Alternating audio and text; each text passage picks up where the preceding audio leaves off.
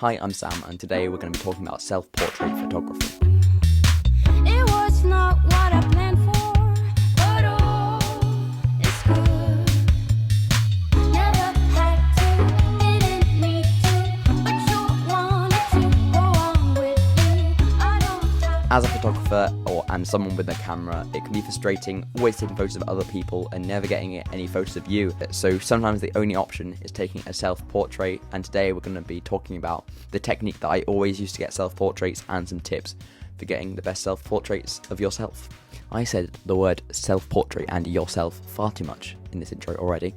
So let's get right into the technique that I use to take photos of myself. I've tried out a lot, but this is the one that I found to be the best and always get the best photos.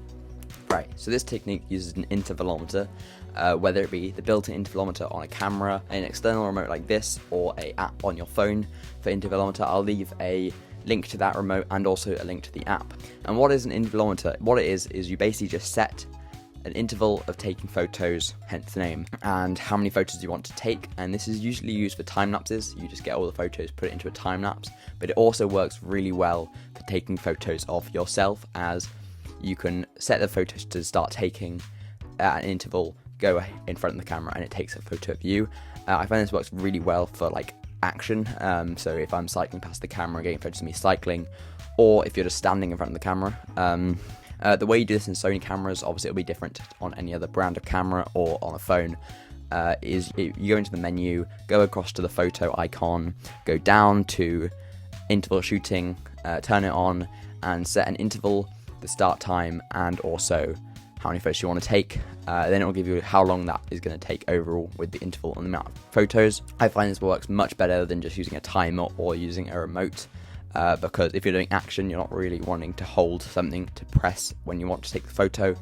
And also a timer just doesn't work very well, because sometimes you're not in front of the camera at the amount of time that you've set for the photos to take. And yeah, that's pretty much it. It was pretty quick to tell you about it.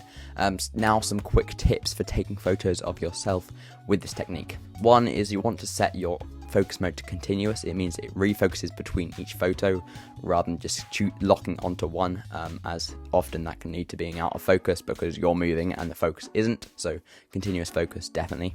You're obviously going to need a tripod, but it doesn't have to be a really expensive one. I use a Amazon Basics tripod and also sometimes a Manfrotto mini tripod. You definitely don't need a really expensive tripod. As long as it holds your camera still, it's fine.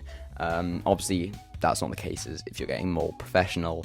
And yeah, that's pretty much it. It's really simple and it works really well. So now, go out, take as many photos as you want of yourself. One person that does this technique really well is an Instagram user called Sam Ingle. I know him. He takes incredible photos of himself, and that is the technique that he uses to take photos of himself. At least it was a year ago when I DM'd him. Yeah, I would definitely recommend checking out his Instagram. Also, my Instagram is samhorse_, and so is my Twitter. So make sure to follow me there if you haven't already. I've got lots of exciting projects coming soon, and information about that will be on my socials. So there we go. That's going to be the end of the video. I hope you enjoyed. It was just a little quick one here today. And I'll see you next time.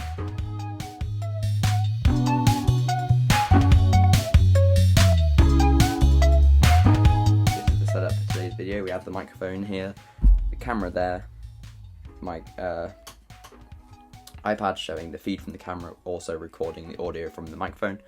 So there we go.